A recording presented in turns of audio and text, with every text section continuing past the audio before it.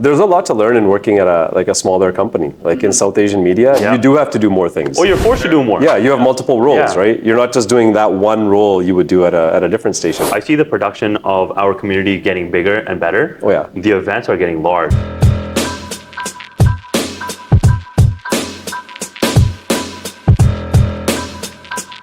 Do you think it's creativity that brings you here, or is it more that you just had a drive to get a presence known, or put yourself in a position? You know what? Like, for me, like media was a fluke, man. Like, if I tell you the story of how I got involved with media, it was not Share planned. It was away. not planned at all. I want to know. Right?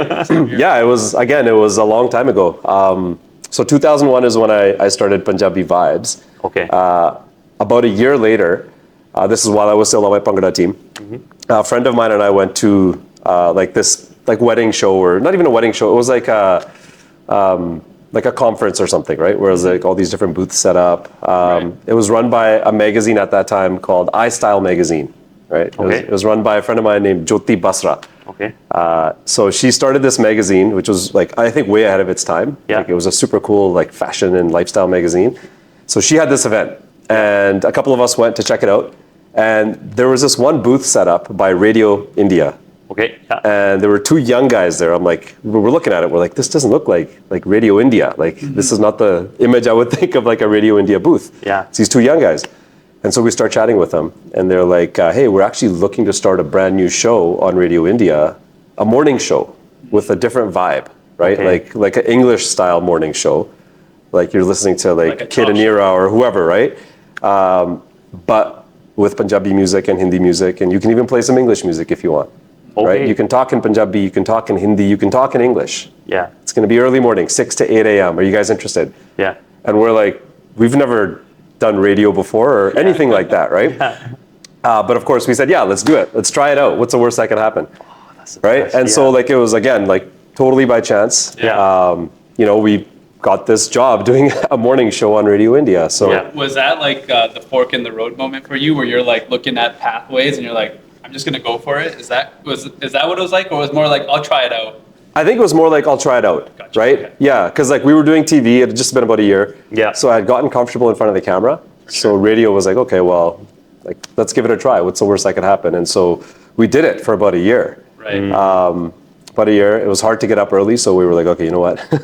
Yeah. This is enough. Yeah. And then we took a couple of years off, and then had a really great opportunity when Shushma ji started her radio station, Okay. 1200 AM, which is now called Spice Radio now. Yep. Gotcha. But it was called RJ 1200 at that time. I remember that. Yep. Right? So she started her station in 2006, I believe. Yeah. And I had crossed paths with Shushma ji just randomly at events. We meet, a little bit more regularly, but Of I had course. randomly met her. Yeah. And so I found out And she was a celebrity, man. She was a celebrity, man. She's I call her the Indian Oprah Winfrey, man. Yeah. She's super Everybody remembers well her. known. Yeah, everybody remembers her, right? Yeah. She's the OG. Yeah. She's the actual OG of South Asians in media. But we found out she was starting a station. Yeah. And so I reached out to her and was like, hey, do you have a job for people like us, right? Because Yeah. I told her what we did. We did this morning show. Yep. And she was looking to start a very youth-focused station as well. Right. So long story short, she ended up hiring us, and we worked there. I worked there for about 9 years Yeah. Wow. on RJ 1200. So Right. I think that's where I got my real experience, was working at RJ 1200 Yep. Right. and Shushma ji. Yeah. Learned a lot, got to try a whole bunch of different things, experiment. Right. Yeah. I didn't go to school for media or No. journalism or broadcasting, but I learned a lot on Along the the job way. along Yeah. the way. You know what's right? funny is with school and jobs, everybody's always thinking, school is the pathway and then you'll get the job afterwards. Mm-hmm. But I think learning is in the doing, and then you just hone in your craft as you're doing the work. Yeah. You don't need to fully get engaged in doing journalism or going into literature just to get into the position that you are. You took a risk, you took a chance. I Yeah. mean, most people, they would have to think about, I'm gonna get paid X amount at this job, or I'm gonna get paid very little, and plus I gotta do extra. Mm-hmm. Yeah. So you're probably juggling these things. Plus you have your own personal life, and you're doing so many other things at the same time. For sure, man. There's a lot to learn in working at a smaller company. In South Asian media, Yeah. you do have to do more things. Oh, you're forced to do more. Yeah, you have multiple roles, Yeah. right? You're not just doing that one role you would do at a different station, Yeah. which is fine. Yeah. You learn a lot. I learned a lot of different skills by doing all this extra work, right? Yeah. And I think it prepared me for things down the road, like even now for hockey night. Yeah. Just being comfortable in that environment, right? sure. Yeah. Did you take some of the stuff that you learned and implement it into what you're doing now for helping the community or growing your own kind of whatever's in your imagination for cultural events? Stuff that I learned working in media. You're working in media, yeah. Because you're Absolutely, saying you yeah. don't have a degree in it. I don't. I still think it's important to get like that education, like to go Yeah. to journalism school and go through that process. I think like my journey was just a unique one, and others have had a similar journey where they haven't necessarily gone to broadcasting school. Yeah, of course. But I think that is like a very important thing to do if you're looking to get into journalism, right? Is to go to journalism school, get that degree, get that program, and then transition to the next step, right? Yep. Another pathway I think is like going into South Asian media though, which is sometimes ignored, right? I think a lot of time when people think, oh, someone's working in South Asian media, it's like below working in mainstream English media. Yeah. Right? Like there's this 100%. Is that a stigma? there's this stigma in people's minds, I right? didn't know that. Yeah. Yeah. I don't think so. I mean, I think there's a lot more you can learn For sure. in those environments. For sure, Again, yeah. like by doing like multiple roles, right? I'm just comparing when you talk about that, how like culturally, like Yeah. Canadian television versus what we're doing in the South Asian community, right? Yeah. I see the production of our community getting bigger and better. Oh, yeah. The events are getting large, and the amount of pull that we have just to Yep. gather a community, we get tens of thousands, if not hundreds of thousands of Yeah, people yeah. in something that if culturally try to do somewhere else, it's just the same numbers don't happen, right? And there's Yeah. like all the food that you want, all of the star power that you want, Yeah. the singers, songwriters, you have cultural events, they all just come together, right? Man, just look at Diljit at Coachella. It was huge. It was a huge. It was like one of those moments in history Yeah. where you're gonna remember like where you were, like that this Yeah. happened. Yeah. Right. That Diljit performed at Coachella. That was a huge moment, right? And he's like you said, he's got a bigger following than a lot of the rappers and other English artists who are performing at Coachella. And now look Right. what's happened. All those people are actually sending him a follow and saying, let's collaborate on something. Yeah, totally, exactly. Like Diplo. Diplo was huge. yeah. I mean, they were already chatting there, right? I know a lot of people look at certain things and think there isn't opportunity. I was like, South Asian media, there's now especially, Yeah. there's tons of You opportunity. want to take advantage of it. And you probably know more about the inside. Do you want to speak to that a little bit? Yeah, I mean, I think our show is a great example.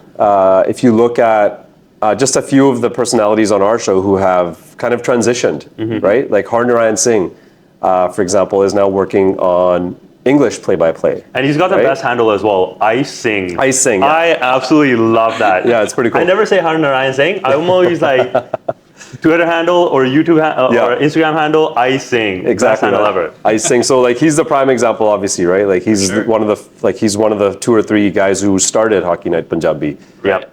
So his childhood dream was to do that, and now he's doing it, right? On the English broadcast. Randeep Chanda, who's like the host of our Punjabi show now. He worked at Sportsnet 650 for about 5 years, I think. And now last season, this past season, he was the color commentator for Sportsnet Radio in English. Yeah. Every single game. Yep. Right? So again, Yep. he's like transitioned from Punjabi to like the English broadcasts, and he's still doing a little bit of both. Right. Amrit Gill. Oh yeah. Amrit Gill, who did a lot of our community stories while she was living in Vancouver.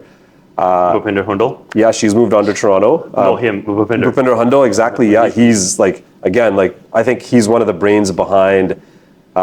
He is one of the brains behind what our show looks like today. Yeah, you said that you guys Right? went through like massive renovations to make the production and everything look Yeah. super just pristine. Yeah. Because I noticed a difference. Big difference. So I started in 2015 on Hockey Night Punjabi. 2014 was I believe the first year that Omni Sportsnet Yep. took over that show. Right. And yeah, Bhupinder and Nathan Sekhon, who was our producer at the time, they kind of like molded what this show was going to look like from like a real professional broadcasting point of view, right? How are all the technical things going to work in the back end? How is it going to look on camera? Like the set is professional, everyone looks good, and it looks like a professional show, right? Yeah. So they molded that whole vibe of the show, right? And we've kind of carried that on ever since then. Yeah. Is there a lot of oversight from like the actual broadcasting station, or is it just you guys figure it out? We get a lot of independence in terms of like what we talk about on air. Yeah, I was wondering that. Yeah. So between like myself, Randeep, and Takdir, who's the third person on our panel. Yep. We'll have a couple calls during the week. We'll figure out, okay, these are the things we kind of want to talk about. Randeep as the host, like he's, he drives the bus, right? Right. But the three of us come up with all of our topics and whatever we want to talk about, we come up with that ourselves, man. Is any of it like off script at all, or like are you guys looking at a teleprompter? Or No, like man. whatever you feel We like got no talking about? teleprompter. Nothing in your ear either? We do have a producer in our ear, Okay. basically telling us, okay, we got 10 seconds left, hurry up and finish your thought. We got to get out, right? Yeah. But yeah, we don't have a teleprompter. So we're not like reading word for word. Yeah. We have like bullet point notes. Right. So just we kind of remember like, okay, we kind of want to hit these points, but Yeah. we fill in a lot of the gaps on the fly. Right. 100%. And a lot of times we'll go off like into a weird direction. Right. When Yeah. you guys record, is it immediately live, or does it go through an edit before it goes live? Immediately live. That's So there's crazy. no time delay. There's Yeah. no nothing. It's Yeah, like that would immediately scare me. live to air. That would scare Do you me. ever have that moment of like, what if I panic and just say something incorrect? Oh man, my phone went off. My first season, Yeah. my phone rang while we were on air. It was Yeah. sitting there on the desk and it Yeah. rang and I like froze. I Yeah. was like, oh man, what do I do? I'm like fumbling, trying to grab my phone, turn it off. But I think if that happened now, Yeah. like we would have some fun with it, Yeah. right? Because Oh, I think your answer? we're all more comfortable. I would like, Randeep would make a joke or Tak would say something funny or make Yeah. fun of me or I'd say, oh yeah, it's an agent calling or like we'd make something up, right? Right. But Yeah. just more comfort level, right? Yeah. A little bit more confidence than like year number one. Right. That's awesome. I would freak out. Yeah. The phone started ringing. I'm like, Yeah. am I gonna lose my job?